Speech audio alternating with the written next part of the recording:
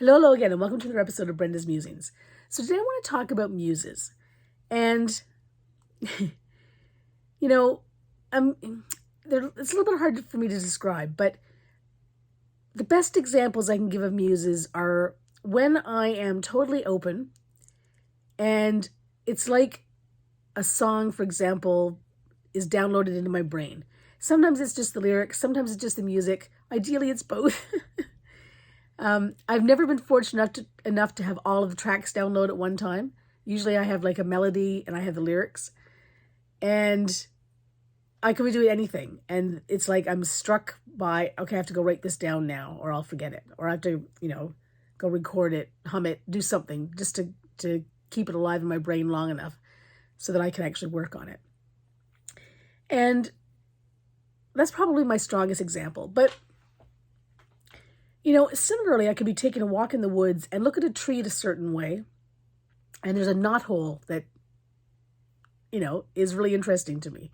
And that will be all I need in order to, have an idea for something. If I don't get in my own way, and I don't sort of, write, it's not get in my own way. If I don't get in the way of my muse and try to take control and write what comes to me from my head, then I would say, the knothole was my, not the knothole was my muse, but the knothole was the impetus for my muse to the conduit, I don't know how you say it, to, download to me. If I see a knothole and the knothole sparks an idea and I run with it and I'm consciously crafting something around it, about the knothole or about the idea of a knothole, or, the knothole can turn into a rabbit hole. Like there's, a gazillion different things. But if I start crafting it consciously, then I don't think my muse is involved. I think that's just a creative endeavor that, I have come up with. I've used the knothole as inspiration. And sometimes the same thing can be said for things that maybe my family does, or says. And that can be used in either way. The key is for me to sort of sit with it and be open. It's almost like I'm half meditating. I don't have any conscious thoughts about the topic in my mind at all. I don't have to be meditating, but it's just, basically I'm not thinking about what it is that I have been inspired by. And then it's sort of downloaded to me. So I don't know if that makes any sense or not. If you've never been struck by muse, it probably makes no sense whatsoever.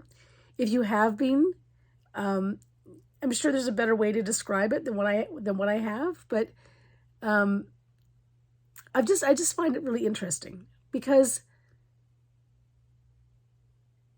it's almost like a feeling of somebody that you don't know. There's no familiarity there. And I wouldn't even say that it's the same muse necessarily every time, because things come in different voices, so to speak. And I don't really know how to describe it, but I think that, being open and being sort of a conduit for ideas is great. And then, there's still crafting that it's not like a fine tune. It's not like somebody says, here's a symphony and, these would be great lyrics for so-and-so to sing. I don't ever have it like that. But so there's always a lot of work for me to do afterwards. But it's a great gift and a great privilege to have something given to you for you to do something with. Yeah, and that's my musing for the day. Have a great one, everyone.